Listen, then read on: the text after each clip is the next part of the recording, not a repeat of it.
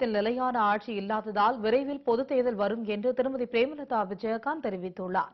தேமுதிக தலைவர் கேப்டனின் வேண்டுகோளை ஏற்று தேமுதிக சார்பில் சென்னை சாலிகிராமத்தில் தண்ணீர் பந்தல் அமைக்கப்பட்டது. இதனை திருமதி பிரேமலதா விஜயகாந்த் திறந்து வைத்தார். அப்போது இளநீர், தர்பூசணி, மோர் உள்ளிட்ட குளிர்பானங்களை பொதுமக்களுக்கு அவர் வழங்கினார். இந்த நிகழ்ச்சியில் கேப்டனின் மகன் விஜயபிரபாகரன், தேமுதிக இளைஞரணி செயலாளர் எல்.கே. சுதீஷ், தலைமை நிலைய செயலாளர் பார்த்தசாரதி உள்ளிட்டோர் கலந்து கொண்டனர்.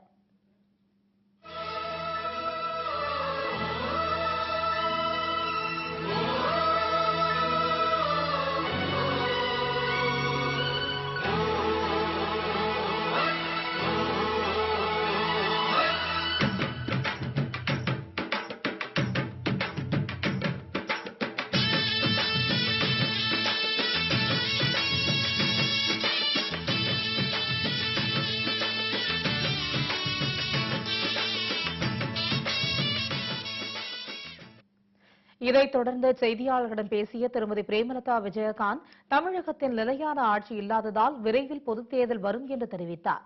மேலும் லஞ்சம், ஊழல் இல்லாத ஆட்சி கேப்டன் விஜயகாந்த் தலைமையில் அமைவது உறுதி என அவர் குறிப்பிட்டார்.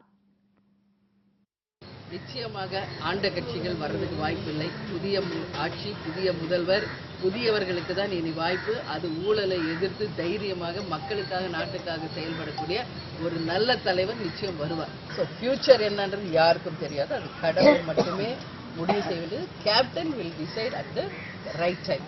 சரிங்களா? அதை பற்றி வேற எதுவும் சொல்றதுக்கு இல்லை. என் மனசுல அடிப்படை உறுப்பினரா எங்களுடைய கோடிக்கணக்கான எங்களுடைய தொண்டர்களின் அந்நியா நிரந்தரமா நான் இருந்தா போதும்.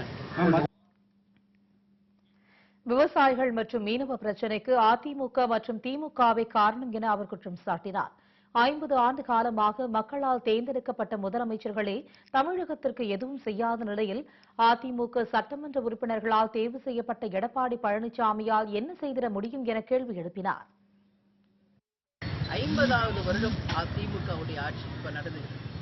எம்ஜிஆருடைய 100வது பிறந்த நாள் நடக்கக்கூடிய வருஷம். ஆனால் இதுவரைக்கும் ஆட்சி செய்த அதிமுகவும் சரி, திமுகவும் சரி, இன்னைக்கு மிகப்பெரிய ஒரு அழிவை நோக்கி தான் போயிட்டு இருக்கிறதுன்றதுதான் என்னுடைய கருத்து. ஸ்ட்ராங்கா நான் சொல்றேன். ஏன்னா ஏடிஎம்கே இன்னைக்கு 3 பிரிவாயிடுச்சு.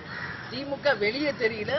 வெகு விரைவில் பொது தேர்தல் வரணும், ஒரு ஸ்டேபிள் கவர்மெண்ட் வரணும், ஒரு நிரந்தர முதல்வர் வந்து இனிமேல வரப்போற ஒரு முதல்வர் எப்படி இருக்கணும்னா தைரியமா, ஊழலை எதிர்த்து மக்களுக்கு, நாட்டுக்கு நல்லது நடக்க துணிந்து செயல்படக்கூடிய ஒரு தைரியமானவர் தான் வரணும். அந்த மாதிரி ஒரு சூழல் நிச்சயம் உருவாகும். அதுக்கு மக்களும் கடவுளுடைய ஆசீர்வாதத்தோட நல்லது தமிழ்நாட்டுக்கு நடக்கும் என்ற உறுதியை மட்டும் இப்போ நான்